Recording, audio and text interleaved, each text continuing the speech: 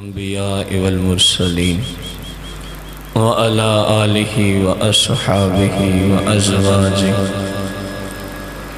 وعلماء ملته أجمعين أما بعد فأعوذ بالله من الشيطان الرجيم بسم الله الرحمن الرحيم إن الله وملائكته يصلون على النبي يا أيها الذين آمنوا صلوا عليه وسلموا تسليما الصلاة والسلام عليك يا سيدي يا رسول الله الصلاة والسلام عليك يا سيدي يا حبيب الله الصلاة والسلام عليك يا سيدي يا شفيع المذنبين الصلاة والسلام عليك يا سيدي يا رحمة للعالمين الصلاة والسلام عليك يا سيدي يا جد الحسن والحسين مولاي صل وسلم دائما أبدا على حبيبك خير الخلق كلهم قال الشيخ عبد القادر جیلانی رضی اللہ تعالی عنہ الولایۃ للمتقین دنیا و آخرہ الاساس والبناء لهم دنیا و آخرہ اللہ عز وجل انما يحب من عباده المتقين المحسنين الصابرين لو كان لكم خاطر صحيح عرفتهم وأحببتهم وصحبتهم إنما يصح الخاطر إذا تنور القلب بمعرفة الله عز وجل لا تسكن إلى خاطرك حتى تصح المعرفة ويتبين لك منه الخير والصحة غضي بصرك عن المحارم وأمسك نفسك عن الشهوات وعود نفسك أكل الحلال واحفظ باطنك بالمراقبة لله عز وجل وظاهرك باتباع السنة وقد صار لك خاطر صحيح مصيب وتصح لك المعرفة بالله عز وجل شیخ عبد القادر جیلانی رضی اللہ تعالی عنہ نے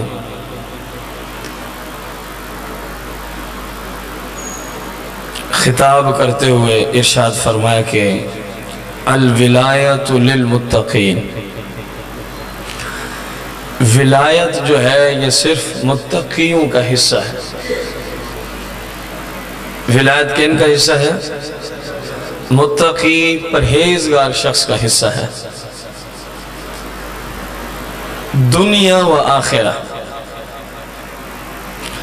مزے کی بات یہ ہے ولایت دنیاوی ہو یا اخروی ہو فرمایا شرط یہ ہے للمتقین یہ ہے کہنے کے لیے متقی اور پرہیزگار کے لیے متقی اور پرہیزگار صرف وہی صحیح العقیدہ مسلمان ہو سکتا ہے جو رسول پاک صلی اللہ علیہ وآلہ وسلم کی شریعت مبارکہ کے مطابق عمل کرتا ہے اس کے سوا وہ اپنے جیسے مرضی نسب نامے اور شجرے لوگوں کو دکھاتا رہے اگر تقوی و طہارت نہیں ہے پرہیزگار و متقی اور شریعت کا لحاظ ہے نہیں ہے وہ کچھ ہو سکتا ہے اللہ کا نیک بندہ نہیں ہو سکتا اللہ کا ولی وہ بندہ نہیں ہو سکتا جو بندوں کو رب سے ملانے والے ہوتے ہیں جو گمراہوں کو ہدایت کا راستہ دکھانے والے ہوتے ہیں جو دین سے بھٹکوں کو دین کی طرف بلانے والے ہوتے ہیں کم از کم وہ یہ نہیں ہو سکتا اور پھر فرماتے ہیں اللہ عز و جل انما یحب من عباده المتقین،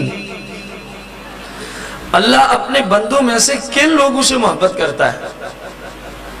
آپ اندازہ لگائیں، اللہ جل جلالہ اپنے بندوں میں سے کن سے محبت کرتا ہے؟ یہ شیخ عبد القادر جیلانی پیران پیر ارشاد فرما رہے ہیں، جناب غوث پاک رضی اللہ تعالیٰ عنہ۔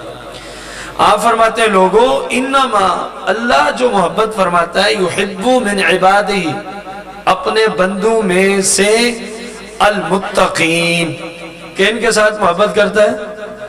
پرہیزگار و متقین کے ساتھ محبت۔ اب ہر شخص کو دیکھنا چاہیے کہ کیا میں اس حالت میں ہوں کہ میرا رب مجھ سے محبت کرتا ہوں؟ تو اس حالت کے لیے پہلی شرط انہوں نے رکھی ہے کہ بندہ کیا ہونا چاہیے؟ پرہیزگار اور آپ سب کے علم میں ہے کہ تقوی و طہارت شریعت پہ عمل کیے بغیر حاصل ہو سکتا ناممکن بات۔ اور آپ سے ہی میں ایک سوال کرتا ہوں، ایک بندے سے اللہ ہی محبت نہ کرتا ہو، وہ ہمارا راہبر اور رہنما اور لیڈر ہو سکتا ہے شریعت؟ بھائیوں بزرگوں، کوشش کریں سمجھنے کی کہ اسلام کیا ہے اور ہم کن راستوں پہ چل رہے ہیں۔ اللہ جل جلالہ صرف اس سے محبت کرتا ہے جو شریعت کے مطابق اپنی زندگی، کیونکہ متقی وہی ہے۔ اب جملے اکیلے میرے ہوتے نا، بہت سارے مسلمان اختلاف کرتے تو بنتا بھی تھا کوئی اختلاف، اور جملے ہوں مصطفیٰ کریم کی مبارک نسل کے، اور مبارک نسل اور اولاد بھی وہ اپنے تو اپنے جن کو غیر بھی مانے واقعی اللہ کا نیک بندہ ہے، واقعی اللہ کا۔ تو کوئی شک تو نہ رہا نا پیچھے کہ اللہ کن سے محبت کرتا ہے؟ یہ پہلی شرط رکھی، انما یحب من عبادہ المتقین۔ بندے تو اللہ کے کہا بہت سارے ہیں، لیکن جن سے اللہ محبت کرتا ہے وہ کون ہوتے ہیں؟ متقی میں خیال ہے وہی ہوتے ہیں جو نمازیں قضا کر دیں۔ بولو تو صحیح نا، جو جان بوجھ کے جماعت چھوڑ دیں، جو فلمیں ڈرامے گانے باجے دیکھیں سنیں، آپ کے نزدیک متقی کہلائیں گے؟ جو زکوٰۃ نہ دیں بلکہ چٹی سمجھیں، کیا آپ ان کو متقی تصور فرمائیں؟ والدین کے نافرمان، بیوی بچوں پہ ظلم و ستم کرنے والے، بیوی بچوں پہ معاشرے میں بہت بڑی اس وقت یہ ایک برائی ہے کہ بیوی پر جو ظلم اس وقت معاشرے میں کیا جا رہا ہے۔ بعض بیویاں بھی ہیں جو شوہروں پہ ظلم کرتی ہیں، نہیں کہ صرف انہی پہ ظلم ہوتا ہے، جانے بہن ایک دوسرے پہ ظلم کرتے ہیں۔ یہ تقوی و طہارت نہیں ہے، یہ ظلم و ستم اور فسق و فجور ہے۔ دوسرے مسلمانوں کے حقوق پامال کرنا کبیرہ گناہوں میں آتا ہے۔ ذرا اپنے آپ پہ غور کریں، کہیں یہی نہ ہو کہ آپ داڑھی شریف آگئی ہے، ماشاءاللہ بہت اچھی بات، 5 وقت کی نماز پڑھتے ہیں، بہت ہی اچھی بات، کہیں یہی نہ ہو کہ بقایا پڑوسی بھی ہماری وجہ سے ذلیل ہوں، بہن بھائی بھی ہماری وجہ سے ذلیل ہوں، والدین بھی ہماری وجہ سے، آپ کہیں میں تو متقی ہوں کیونکہ نماز اور داڑھی تو آ گئی ہے۔ شریعت میں 1 2 3 10 کاموں پہ عمل کرنے کا نام متقی ہونا نہیں ہے۔ رب کی ساری شریعت کا لحاظ رکھنے والے کو متقی کہا جاتا ہے۔ سمجھ آئیے آپ کو بات؟ پہلی شرط رکھی کہ بندہ کیا ہونا چاہیے؟ کس کام کے لیے، کس منصب کے لیے متقی ہونا چاہیے؟ اگر وہ چاہتا ہے کہ مجھ سے میرا رب کیا کرے؟ محبت کرے، تو بندے کو کیا بننا پڑتا ہے؟ کسی سے کوئی چیز لینے کی ضرورت بھی نہیں ہے کہ آپ مجھے اپنا خلیفہ بنا دیں تو میرا رب مجھ سے محبت کرے۔ ممکن ہے پیر سے نہ کرتا ہو، جب پیر ہی متقی نہیں ہے۔ سمجھ آ رہی ہے کہ نہیں آ رہی؟ آپ مجھے اپنے نسب میں، وہ کیسے تو اس کے نسب میں جا سکتا ہے؟ نسب بندے کا باپ سے ہی چلتا ہے۔ پھر نسب کی وجہ سے تھوڑی اللہ کسی سے محبت فرماتا ہے۔ آپ کے سامنے کلمات، انما یحب من عبادہ المتقین، بے شک اللہ محبت کرتا ہے اپنے بندوں میں سے پرہیزگار اور متقیوں کے ساتھ۔ اب آیا ہے کوئی کہ جس کی قوم فلانی ہو تو اللہ اس سے محبت کرتا ہے؟ فلانی قوم، میرے بھائی قرآن کا فیصلہ ہے، 26واں 12 سورہ الحجرات، کہ یہ جو قومیں اور قبیلے بنے ہیں نا، یہ تو صرف لتعارفوا، فرمایا یہ تو تمہاری پہچان کے لیے ہے کہ یہ فلاں قبیلے کا بندہ ہے، فلاں قوم سے تعلق رکھتا ہے۔ اس کے سوا اللہ کی بارگاہ میں مقام اور رتبہ سوائے سید ذاتِ جو صحیح العقیدہ ہے، سوائے سید ذاتِ جو صحیح کیونکہ ان کی مبارک رگوں میں مصطفیٰ کا خون دوڑتا ہے، ان کی بات ہی کچھ اور ہے۔ باقی میری اور آپ کی جو عام ہم قوموں کے لوگ ہیں نا، قومیت کوئی چیز ہے، اصل چیز ہے متقی ہونا، پرہیزگار ہونا، اللہ کا خوف ہونا، اللہ کریم کی شریعت پہ عمل کرنا۔ اور دوسری شرط لگائی المحسنین، المحسنین، اللہ اپنے بندوں میں سے متقیوں سے محبت فرماتا ہے، ان کو دوست رکھتا ہے، ان سے پیار کرتا ہے، ان کو قرب خاص عطا فرماتا ہے۔ اور دوسری صفت کیا ہے؟ المحسنین۔ المحسنین کون ہوتے ہیں؟ خود بھی نیکی کرنے والے اور دوسروں کے حق میں بھی بھلائی کے ساتھ پیش آنے والے۔ یہ نہیں ہے کہ آپ تو متقی بن گئے، میں نے ابھی مثال پیش کی، داڑھی بھی رکھ لی، نمازیں بھی ہیں، تلاوت بھی ہے، لیکن پڑوسیوں کو ذلیل کیا ہوا، سارے معاملات ہیں لیکن رشتہ داروں سے قطع تعلقی کی ہوئی ہے، کبیرہ گناہ ہے۔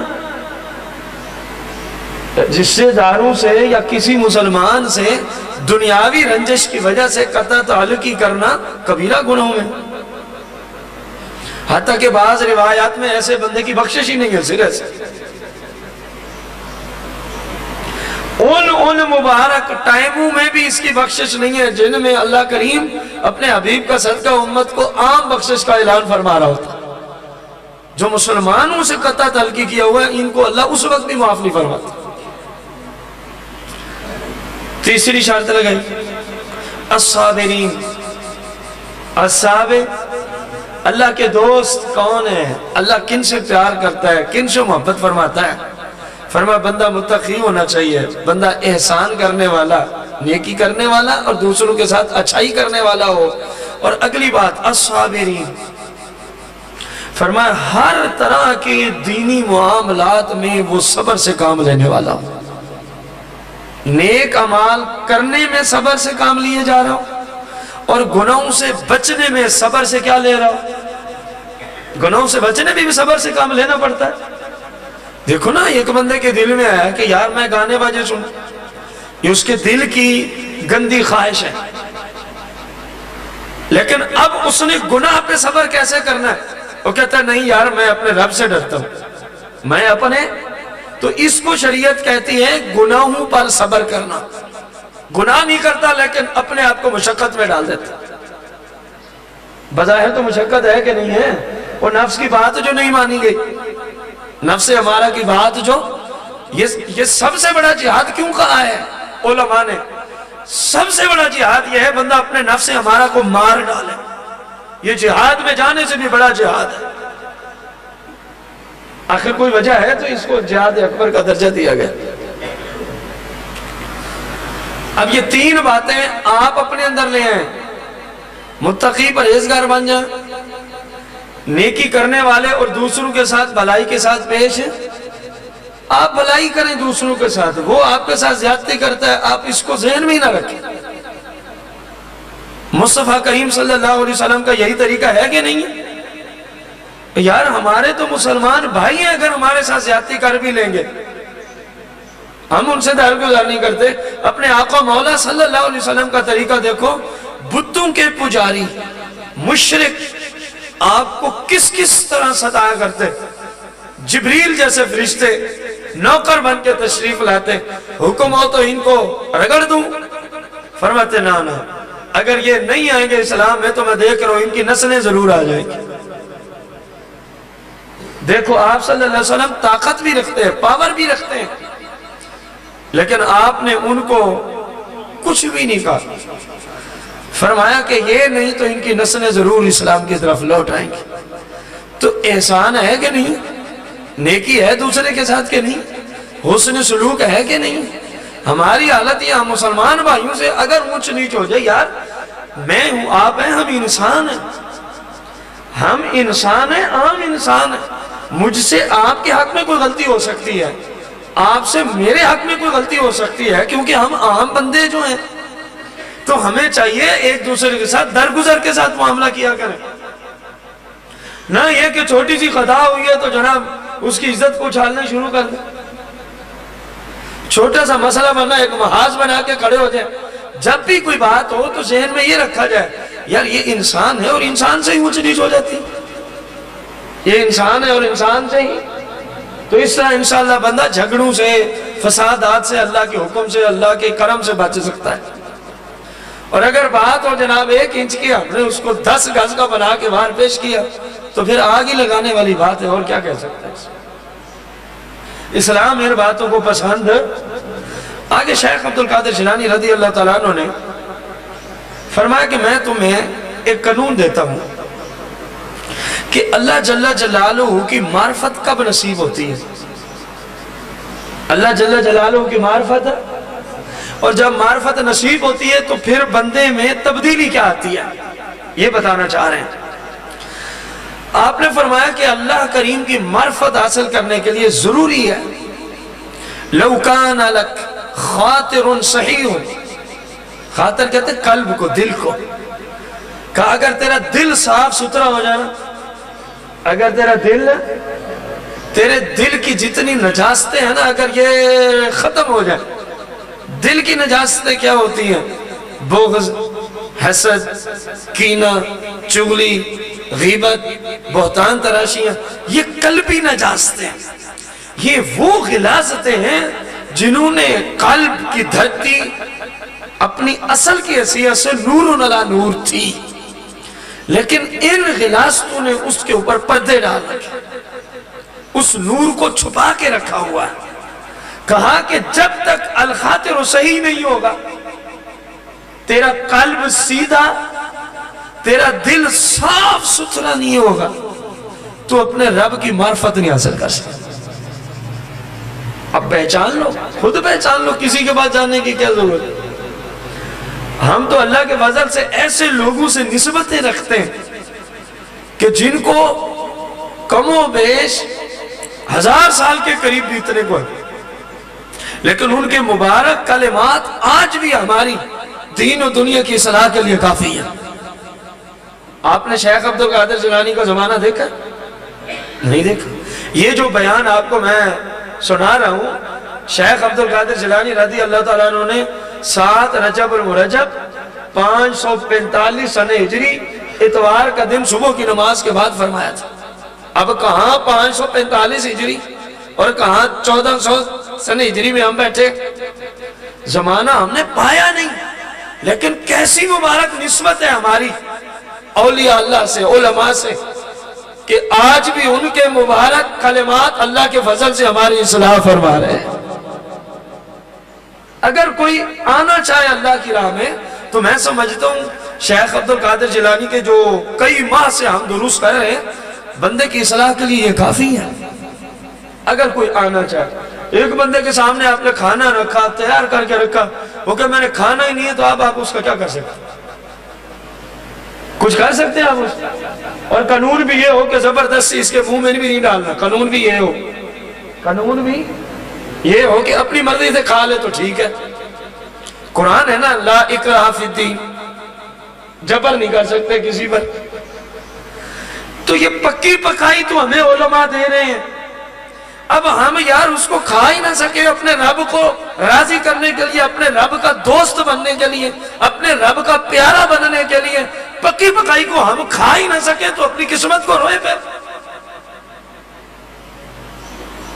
فرمایا رب کی معرفت اس وقت تک حاصل نہیں ہوگی جب تک، آپ نے بولنا، جن کو سمجھ ہے یہ ذرا وہی بولے، جب تک بندے کا دل نہ صاف ہو. شیخ عبد القادر جیلانی نے کوئی گھر سے بات کی ہے؟ نا خود رسول پاک صلی اللہ علیہ وسلم کا فرمان علی شان فرمایا جس میں ایک چھوٹا سا لوتھڑا ہے جب تک وہ صحیح نہ ہو تو نظام نہیں چلتا. فرمایا جب وہ ٹھیک ہو جائے تو پورا نظام ہی ٹھیک ہو جاتا ہے. فرمایا الا انہ ہی القلب، سمجھتے ہو صحابہ وہ کیا ہے؟ فرمایا وہ دل کا لوتھڑا ہے. سرکار کے نواسہ بھی تو یہی فرما رہے ہیں کہ جب تک تیرا دل صاف ستھرا نہیں ہے تجھے اللہ کی معرفت نصیب ہے، اور جس کو رب کی معرفت نصیب ہے وہ کورا ہی ہے، وہ اندھا ہی ہے دل کا، اس کا دل ابھی مردہ ہی ہے. جب دل زندہ ہوتے ہیں تو پھر نظام ہی کچھ اور ہوتے ہیں. جب دل بندے کا زندہ ہو جائے نا تو پھر بندے کا نظام ہی کچھ اور ہوتا ہے، پھر بندے کا نظام ہی کچھ اور ہوتا ہے. اے عبد القادر جیلانی رضی اللہ تعالیٰ، جب دل صحیح ہو جائے تو ہمیں کیسے پتا چلے گا کہ اب دل ٹھیک ہو گئے؟ ایک تو ظاہر ہے. فرمایا ظاہر یہ ہے کہ اپنی ساری یہ غلاظتیں نکال دے. مسلمانوں کے بارے میں نہ حسد کر، نہ چغلی کر، نہ غیبت کر، نہ بہتان ڈال، نہ جناب والا بغض رکھ، نہ اناد رکھ. یہ بظاہر ہے. تو باطنیت میں حضور کو یہ علامت فرمایا ہاں انما یصیح خاطر. فرمایا جب ذرا قلب درست ہو جائے گا، ٹھیک صاف ستھرا ہو جائے گا تو پھر ہوگا کیا؟ فرمایا اذا تنور القلب بمعرفت اللہ عز و جل، اس وقت تیرے دل سے اللہ کی معرفت کا نور پھوٹنا شروع ہو جائے گا. تیرا قلب اللہ کی معرفت کا نور بن جائے گا، پھر تیرے دل سے اللہ کا نور پھوٹے گا. پھر علامت و نشانی کیا ہوگی؟ جب تیرے دل میں نورانیت، اللہ کی معرفت کی نورانیت داخل ہو جائے گی. کہا جیسے لوگ گناہوں میں مرتے ہیں نا، تجھے ایسے ہی نیکیوں میں لذت آنا شروع ہو جائے گی. جیسے لوگ گناہوں میں پڑے ہیں، گناہ کرتے ہیں، ان کو کوئی شرم نہیں، کوئی حیا نہیں، کوئی خوف خدا نہیں.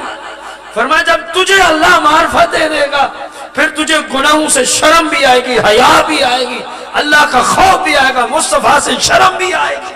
پھر تو پوری کائنات کو کنارے لگانا پڑا تو لگا دے گا، لیکن رب کی نافرمانی کی طرف نہیں جائے گا، رب کی نافرمانی کی طرف. اور جب تیری یہ حالت ہو جائے گی تو پھر جو تیرے قریب آئے گا اس کو بھی رب منور بنا دے گا، اس کو بھی رب کیا بنا دے گا. پھر آگے چلتے چلتے فرماتے ہیں لا تسکن الی خاطرک حتی تصیح المعرفہ. فرمایا تیرے دل کو کبھی بھی سکون میسر نہیں آ سکتا، تیرا دل کبھی بھی پرسکون ہے. دیکھا نا آج مسلمانوں میں ایک عالمگیر شور برپا ہے، یار سکون نہیں ہے شور کے نہیں یار، قلبی سکون نہیں ہے. آؤ نا اللہ کی بارگاہ میں جھکو، دیکھو قلبی سکون نصیب ہوتا ہے کہ نہیں ہوتا. آپ کیا سمجھتے ہیں جو اللہ کی عبادت کرتے ہیں ان پہ مشکلات نہیں ہوتی؟ قلبی سکون کا مطلب لوگ یہ لیتے ہیں جو اللہ والے ہیں، کیا ان کو مصیبتوں کا سامنا نہیں ہوتا؟ کیا ان کو بیماریاں نہیں لگتی؟ یا ان کے گھر میں کوئی مسائل نہیں کھڑے ہوتے؟ بھائی سب کچھ ہوتا ہے، لیکن ان کا قلب اتنا صاف ستھرا ہو جاتا ہے، اللہ سے اس قدر محبت ہو جاتی ہے، جو مرضی ہو جائے وہ کہتے ہیں اللہ راضی ہونا چاہیے، بس ان کی حالت یہ ہو جاتی ہے. باقی مصیبتیں تو زیادہ انہی پہ نازل ہوتی، پریشانیوں کا سامنا بھی انہی کو ہوتا ہے، لیکن ان کو اللہ اتنا اونچا کر دیتا ہے. یہ چھوٹی چھوٹی پریشانیاں ان کو کچھ، لوگ کہتے ہیں نا امام عالی مقام نے اتنی بڑی مصیبتوں کا مقابلہ کیا. میں شریعت کی روشنی میں جملہ بول سکتا ہوں، میرا امام اتنا اونچا ہے مقام کے اعتبار سے، رتبے اور درجے فضیلت کے اعتبار سے امام اتنا اونچا ہے. یہ مصیبتیں ہم اپنی حیثیت سے ہمیں بہت بڑی مصیبتیں نظر آتی ہیں نا، کیونکہ ہم بہت نیچے لوگ ہیں. آپ اتنے اونچے بلند پائے کے امام ہیں، آپ کو تو یہ مصیبت ہی نظر نہیں آتی، کیونکہ اللہ کے ساتھ تعلق تو جڑ گیا.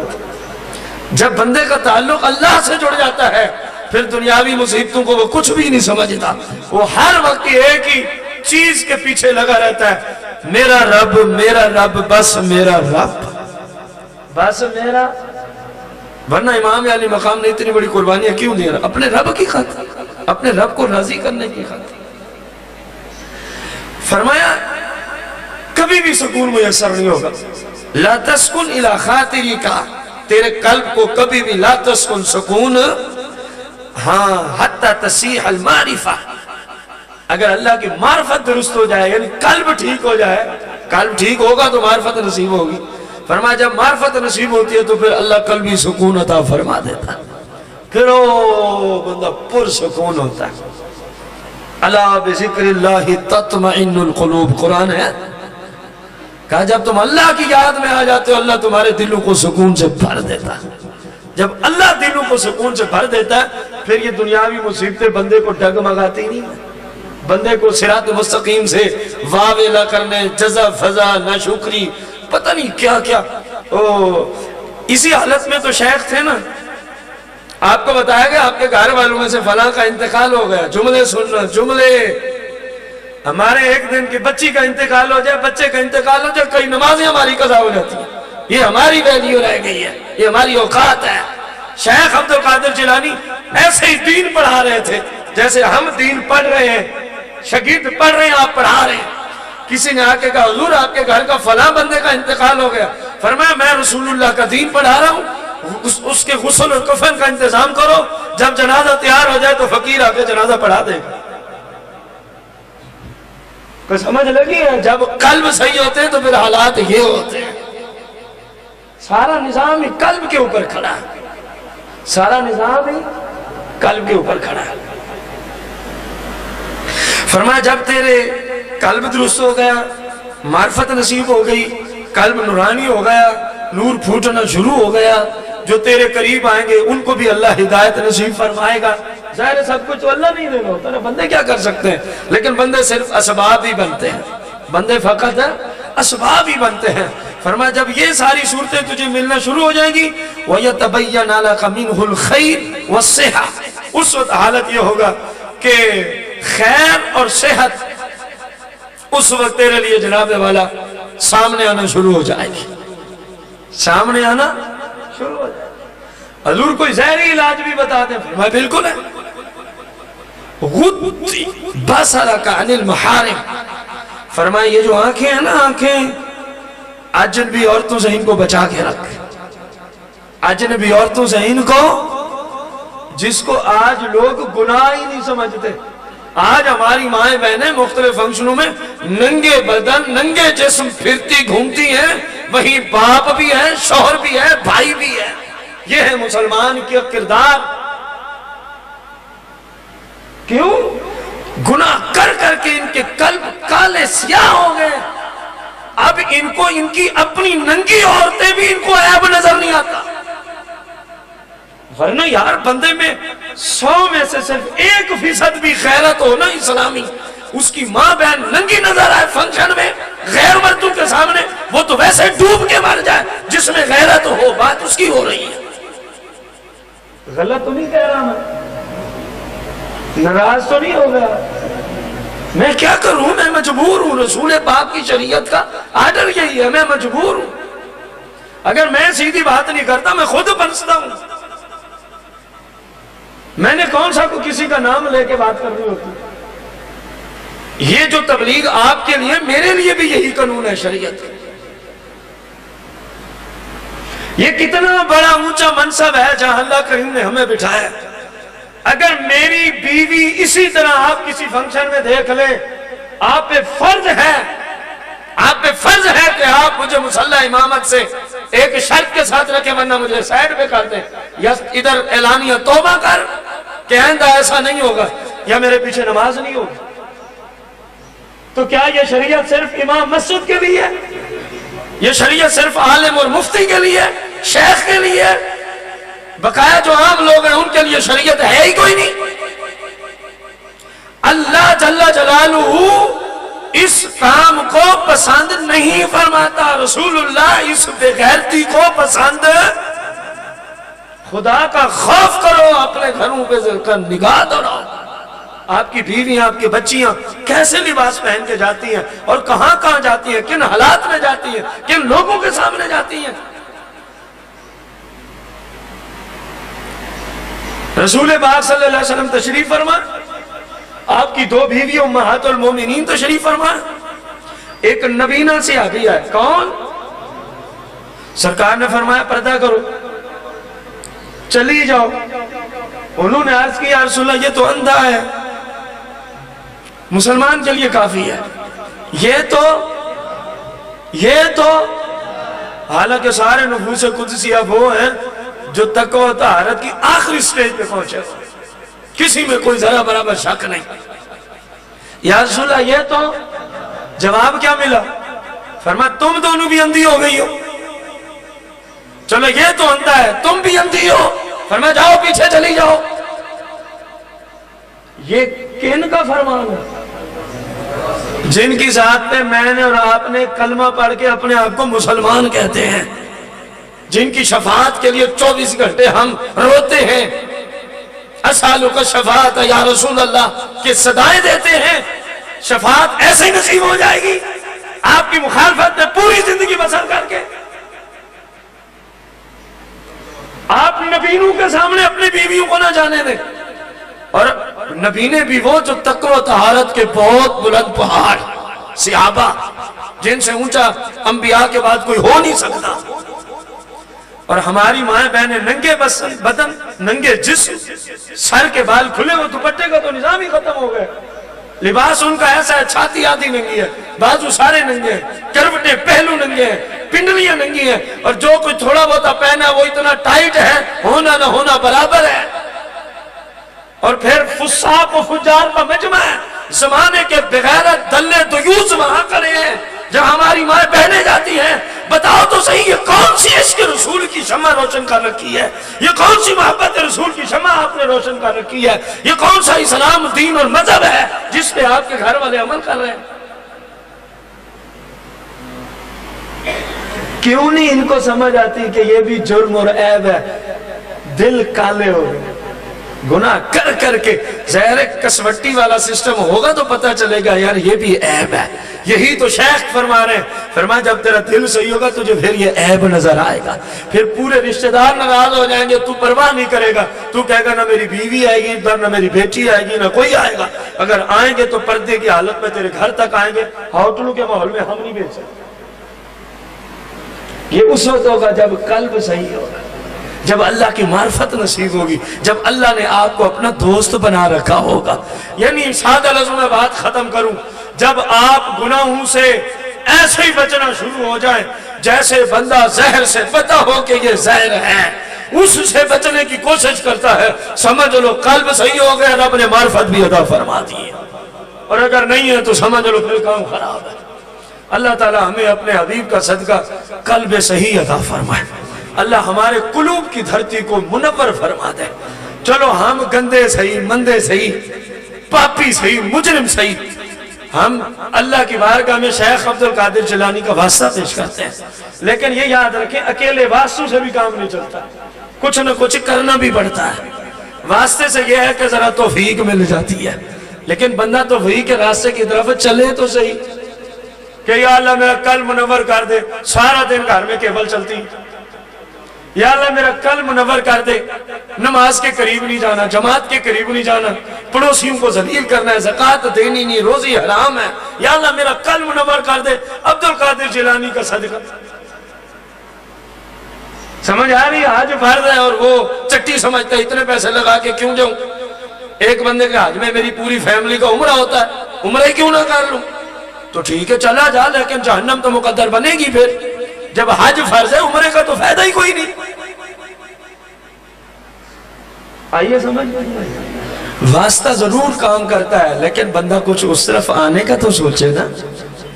سمجھ آئیے کہ نہیں؟ اللہ تعالیٰ مجھے آپ کو ہدایت نصیب فرمائے، اللہ ہم سب کو ہدایت پر استقامت عطا فرمائے، آمین بجاہ نبی کریم علیہ الصلوۃ والتسلیم۔